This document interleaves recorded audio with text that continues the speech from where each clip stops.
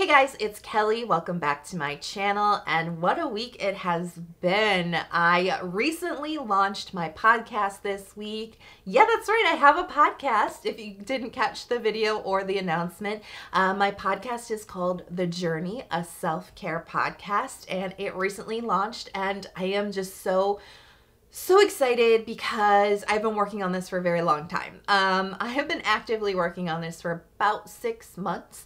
It probably took me longer than most people to launch their podcast, but that's how long I've been working on it, and I've been dreaming about it even longer than that. And so the fact that it is actually out there and in your ears right now is like, oh, I feel so good. I am just like so loving this moment right now that this project is out there finally. And I'm going to celebrate tonight.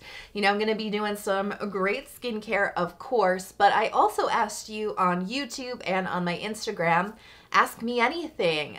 Yeah, we haven't done an AMA style video in a long time, so I thought now would be a great way to do it. Just, you know, slow down, take a skincare moment together, answer some of your questions, just hang out, have a great time, and like I said, just enjoy this moment, and a great way to end off a really exciting, busy week. So if you guys are so ready for the Ask Me Anything nighttime routine, give the video a big thumbs up and let's get started.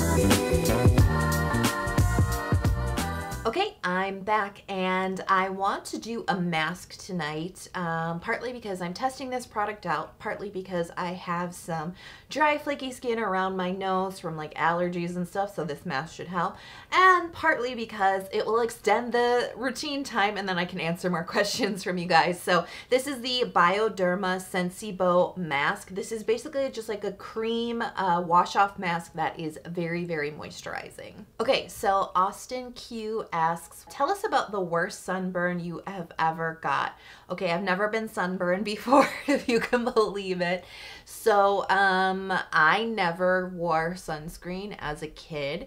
I don't know why. My family thought because I have more melanin in my skin than they do, that because I tan and I don't burn, I don't need sunscreen. This is like the mid to late 90s, so like sunscreen knowledge was very different, but I never wore sunscreen as a kid and I never got sunburned, but I would get very, very, very, very tan every summer because I spent my entire summer vacations outside. I also kind of cringe when I lived in Utah. I lived in the southern portion of the state, which is kind of like desert mountain type of climate. So obviously the UV is a little bit more intense out there, and I wasn't wearing sunscreen out there either, and I was in my very early 20s. So I've never been sunburned before, but that doesn't mean I don't have sun damage on my skin. And I actually think a lot of the sun damage I do have on my skin is from the time that I spent in Utah without any sunscreen.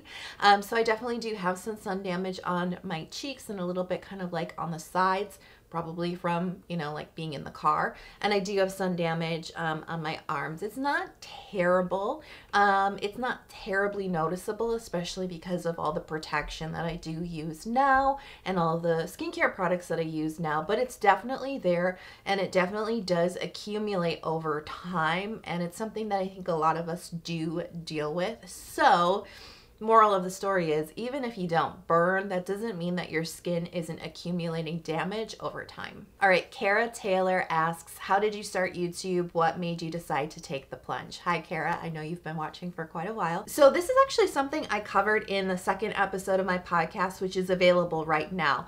I'm not even trying to plug the podcast. I'm just saying like a lot of this story is in that particular episode, and I think I will probably be sharing more even more, you know what I mean, down the road. I started my channel actually in 2013.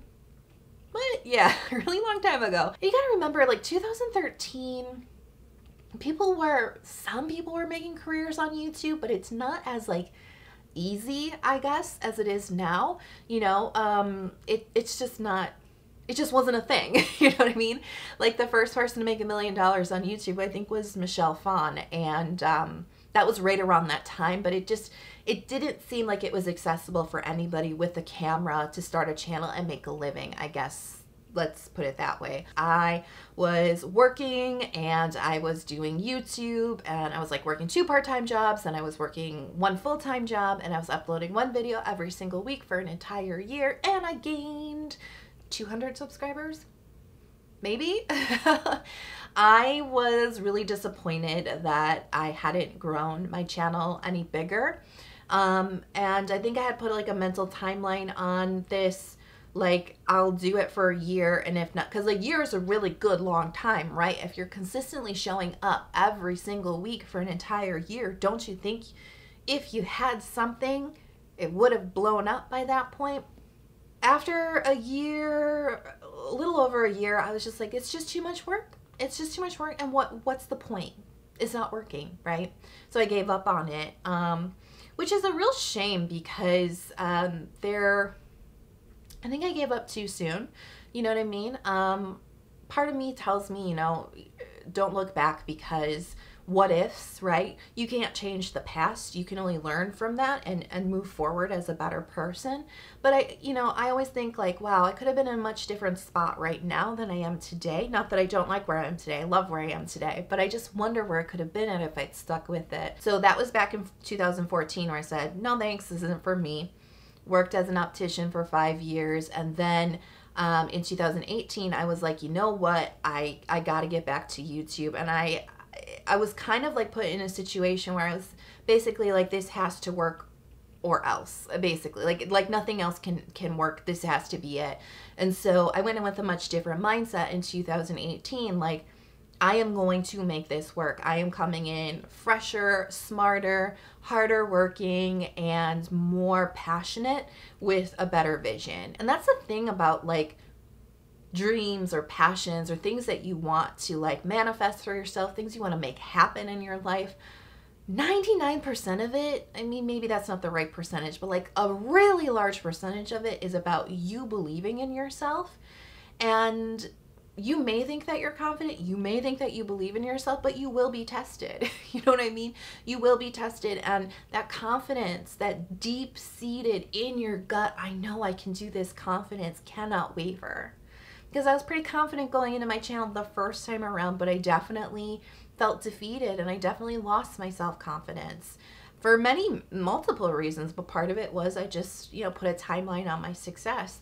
But when I went in the second time around, I was just like, I'm going to make this happen. I know I can do this. And it was just coming from a very different place. And so I was able to do it. I was able to take it much further, and here I am today. So yeah, sometimes it's like you got to trust the timing of your life, and the timing of my life was right this second time around, and I was able to fully commit to it and really just take it all the way. Okay, Lisa asks, do you do this full-time / what's your day job? And then she also asks, what's your favorite and least favorite thing about being a skinfluencer? Okay, so this was probably the top asked question of like the whole thing was like, what's your job? And the second most top asked question was, how old are you? So my job is YouTube. I am a full-time YouTuber, and I have been full-time since summer of 2019. I actually covered this in the last AMA because that was also the most asked question, which I find really fascinating. But no, I've been full-time on YouTube since 2019. My story is a little bit different. I was not somebody who waited who was in a career and waited until their YouTube was like profitable to become full-time or anything. I actually was faced with some situations that forced me into going full-time with YouTube. So I definitely made a lot of sacrifices to be here. I think a lot of people think if you are a full-time YouTuber, you must be making millions of dollars, and that's not true. But I have been able, like I said, I was put in a situation where I had to make this work for me because I was so dedicated to it. I was so passionate. I was so confident that I could go all the way with this that I had to make that leap of faith. This mask is just like absorbing into my face. I'm going to wash it off soon. But the other part of Lisa's question was, what's your favorite and least favorite thing about being a skinfluencer? Favorite thing is the fact that I can help people. You know, sharing my opinion or my experiences. If I can save you time, headaches, stress, going down research rabbit holes, like that means so much to me. I mean, when people are like, you really helped my skin, like that is like the best part. That brings me so much joy because that's exactly the reason why I did this. You know, I talked a lot about how I got onto YouTube and everything, and that's like the personal struggle of like how to get to do what you love, but like the actual why behind why I show up every single week, multiple times a week, and put all this energy and effort into YouTube is that I can help somebody. And so I think that's the best part, definitely. So least favorite part, I don't know if this is like the worst or like least favorite, but I just think it's something that like not a lot of people consider. And I mean that as people who want to get into this industry, but also people who like to watch YouTube videos, is just like the whole like being so public, you know, being a public figure. I am not famous by any means. I have a small following, you know what I mean? I'm not a huge influencer, but to a certain amount of people, you guys are watching right now, right? Like I am a public person, and that is great, but it also can come with some drawbacks that I don't think a lot of people think about. You know, really just kind of balancing your public and private life, because there should be a separation. For me personally, there has to be a separation about what I do and don't share. I will be bluntly honest with you. I am an outgoing introvert. I am not extroverted at all. You may not get that vibe because I am like in your face on camera, you know what I mean? But all that being said, I am an introvert and I do enjoy my alone time. I am a private person, and a lot of like interaction can really zap my energy. So I have to be very careful about that. You know what I mean? I want to show up for you guys, but I also have to be careful about balancing my personal needs, right? So that I can keep showing up fully. Okay, I am gonna wash this off, although I think it's just like basically fully absorbed in my face, but I'm gonna wash it off and I'll be right back. Okay, I'm back. My poor like peely skin needed that. I'm getting like dry flakies around my nose because my allergies, I just keep like blowing and rubbing my nose that area is just so raw and flaky. So I definitely needed that moisturizing mask. I'm gonna go in for the Make Preme Relief Essence Toner. Are you surprised? I don't think so. You know, this is like one of my favorite toners. All right, so Charlie asks if I would ever consider leaving the Midwest. And yeah, I definitely have. As I told you earlier, I did live in Utah for a couple of years. I lived in Minnesota, which is still the Midwest, and then here in Wisconsin. I was born here. I came back here, and my whole family is here, you know what I mean? So yes, I've definitely thought about it. I don't really like the Midwest, you know what I mean? If you took like family and all that out of the equation, I don't really love it here. I think it's fine. I do enjoy 4 seasons, but the winters are very, very harsh and they make me very miserable. So I think I would like to go to a place that had a little bit more of a temperate climate. But there's other considerations involved too. So I don't think I'll be leaving anytime soon, but like grand plan, like future, I would love to have like a house somewhere else, probably outside of the United States, probably, but yeah, maybe not. I don't know, but somewhere warmer. Doesn't have to be hot, but just somewhere warmer. So another popular question alongside what's your job and what's your age, which is 32, by the way. A lot of people are asking, am I releasing a skincare line? Which is kind of like, I just kind of like laugh because I'm like, no. I think you guys are like super excited about Hiram's skincare line launch underneath the Inky list, which definitely I am excited about that too for him. I think that's such a great next step that makes so much sense for him. Okay, so the question is, and I got a lot of questions like this, but I'm gonna choose to answer this one. Kenta Falls asks, if you have a skincare brand, what would you name it, and what would be the first 3 products in your launch? Here's like the real talk. Not happening anytime soon. I have no plans on the horizon. And I think the realistic portion of me would like to tell you that I am a small skincare YouTuber. Share with your friends and family, always looking to grow. So honestly, I don't think that many investors would want to take the chance or the brands who would want to do a collaboration. I don't think they would want to take a chance on somebody with a small audience, right? Small but mighty, but a small audience. So I think in that sense, it's not the right time right now to do a project like that. I will also say now is not the right time because me as a person is not ready for that. I'm going to speak from like a business standpoint as a business owner or an entrepreneur or whatever, because that's basically what I am, right? I run this whole thing by myself. I am not energetically ready to launch a project like that. I just told you it took me 6 months to launch a podcast.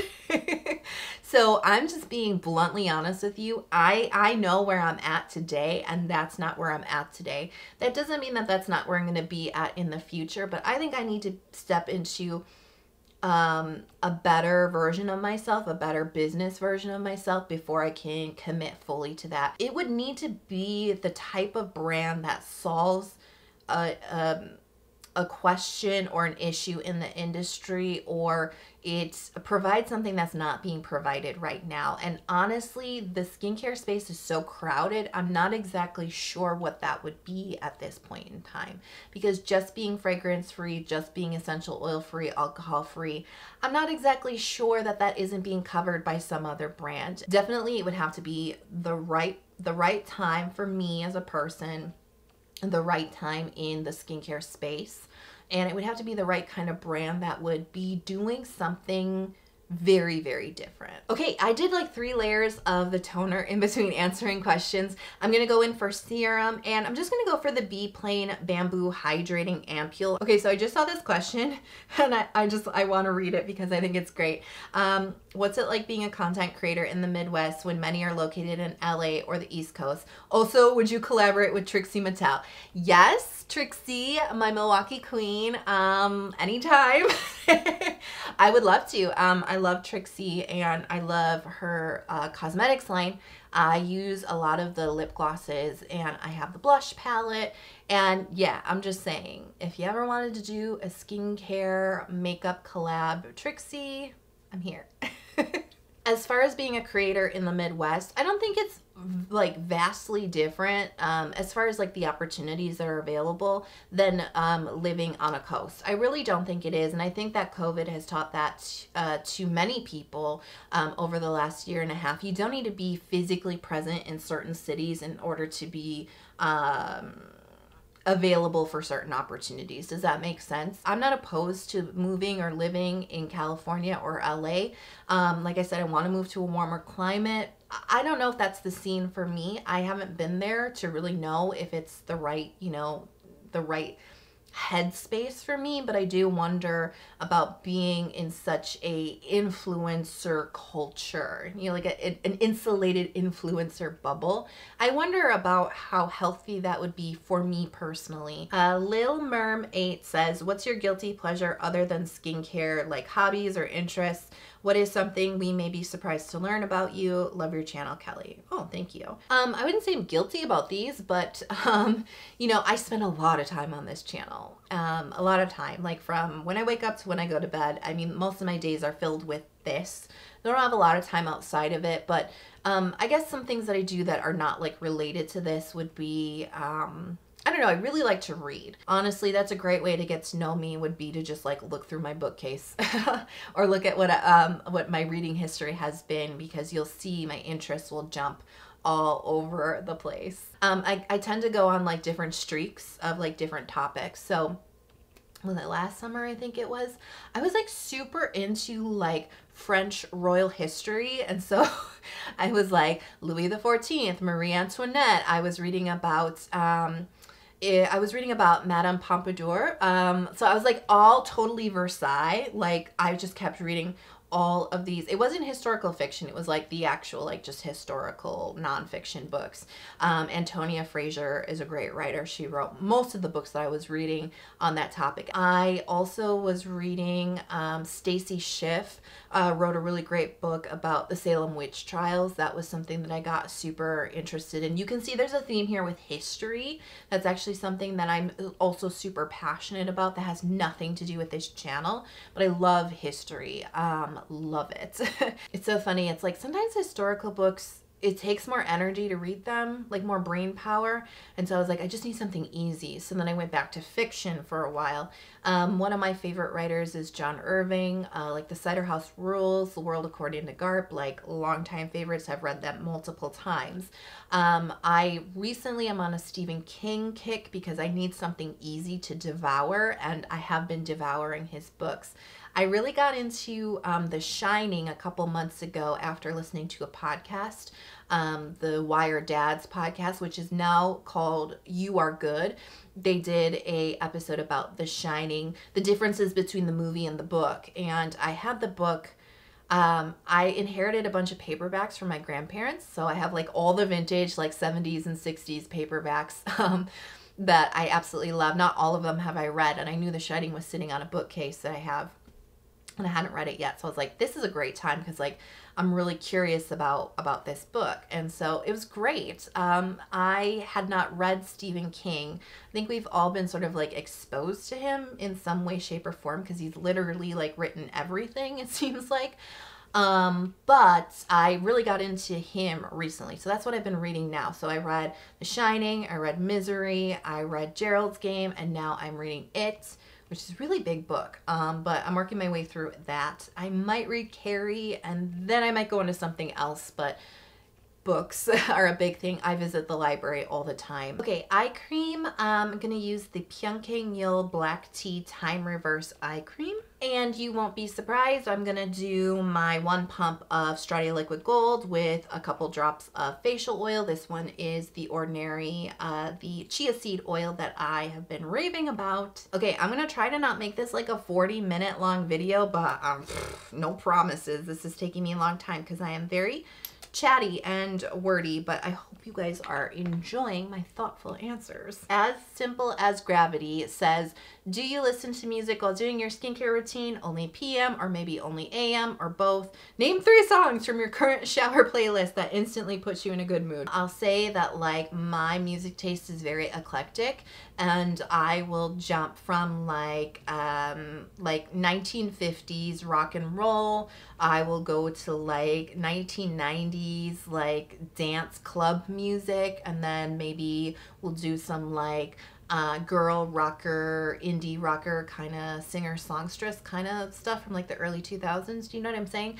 So it just really runs the gamut. My love of music was definitely inspired by my family. Like I grew up listening to 80s alternative music a lot, like new wave. So In Excess, Duran Duran, the Thompson Twins, Culture Club, those are all like very important artists to me because it's like what I grew up listening to. I like used to roller skate in my like childhood home basement. It was all like a cement basement, but like I would roller skate around and around and around to Adam Ant Goody Two Shoes. So like that's like how deep the nostalgia goes for 80s music. I also have a really big love of 50s and 60s oldies music from my great uncle, who I spent a lot of time with as a kid, and he was like totally like, he was like Elvis, you know what I mean? Like he was like in a leather jacket, and he was like super duper cool. He was like into James Dean, and because that was his era. So he really imparted his love of music to me. He also was a very eclectic music taste, and he also would play like Prince and Michael Jackson, and he would also play like Toni Braxton and R. Kelly, which we didn't know he was like the worst person in the world at the time, but like, you know, like 90s R&B and 1950s rock and roll and 1970s, you know, rock. So that's where I learned, I think, a lot of my eclectic tastes started there, and it just like went off. Okay, so we got some Nancy Sinatra in here, which is I love. So, you know, Bang Bang, My Baby Shot Me Down, Some Velvet Morning, Summer Wine, pretty much anything she did with Lee Hazelwood is awesome. And I remember like listening to Nancy Sinatra and Lee Hazelwood, Some Velvet Morning, which is the weirdest like late 60s psychedelic song you will ever hear. I remember downloading this like in the early 2000s, and it just like took forever, and it would like buffer all the time, but it was just the weirdest like fantastical song I've ever heard, and I think it's still the case. It's just the strangest album out there. Okay, so I have Todrick Hall here, Workout. Workout. I love Todrick Hall. Love him. Really, really, really feel good tunes, like get you up dancing, sassy. Love, love, love Todrick. You can see him on RuPaul's Drag Race. He does like a lot of like the mentoring, and he's like a judge, and he also started out on YouTube, and I just find him like really like inspirational, upbeat, and I just love his music, and like a lot of different songs from Todrick Hall I enjoy. And here is Shiny View. I do enjoy K-pop. I don't keep up with it now. I don't really know what's going on with it currently, but I do really enjoy, like, I guess they call it the second generation of K-pop, so like Girls' Generation, Shiny, Super Junior, love all that, Miss A. I'm trying to think of like all of them. What was the one? 21. You know what I mean? Like those are all groups that had songs that were like, when I heard that, I was like, this is just like the best iteration of pop that I've heard like in a really long time. This was like the mid 2000s, you know, mid like 2010s. I just thought like it was like one of the purest, best forms of pop music that was being created. Like you're not hearing that on American radio that much, and I just like felt like it was so upbeat. It made me feel so happy. And it was just like, it was just pure pop, and it was just done so well. It doesn't matter what language it's in. So yeah, definitely like second generation K-pop is something that has like a hold on me. I think it's some of the best crafted pop music out there. And I think that we're getting a taste of, when I say we, I mean like the States, we're getting a taste of that now with BTS and why they become so popular. I think that, yeah, the Korean K-pop music scene, whatever you think about it, I do think that they are able to craft really, really strong pop songs that appeal to a wide range of people. Okay, so I have been talking my head off. I'm just putting a little moisturizer around my eyes because I like to buffer. I'm going to use tretinoin tonight, and I like to make sure that I have like a little buffer around my eyes first because I don't put my tretinoin there. So I'm going to be using the Cerave Moisturizing Cream. So I just do like half a pump of my Curology into the Cerave. And my Curology is tretinoin. It also has azelaic acid and niacinamide in it. And this is something I've been doing, is just kind of like dotting it around my face just to kind of get an even application. Okay, that's it for my skincare routine. I will answer one more question. There's so many really good juicy ones in here that I want to take my time and really elaborate on them, but this is going to be a really long video. So let me just pick one more. Okay, so there's two I want to answer. One is really quick. One is, what's your horoscope sign? And I am a Sagittarius. Okay, so Uncool Nat says, do you have any advice on letting go and starting anew? For example, a change in career, school, etc. And I definitely wanted to answer this one because this touches my heart as somebody who has made changes and who has had to start anew a few different times. The first thing I would say is, if you have not listened to my podcast, I really highly suggest that you do, just because, I'm not even trying to plug it, I'm just saying just because there is an episode number 2, it's out already. It's called It's Not Failure, It's Redirection. I spend about 50 minutes talking a lot about this. What I would say is look back at your past with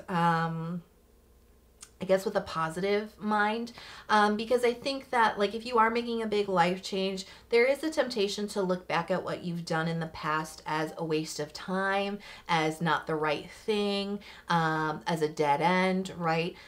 You know, I definitely spent 5 years in a completely non-YouTube related career that I think a lot of people could label as a dead end, right? And I did for many, many years. But remember what I said at the beginning of the video, that like what ifs aren't really helpful. But there definitely there's value in looking back and finding the lessons that made you the person that you are today.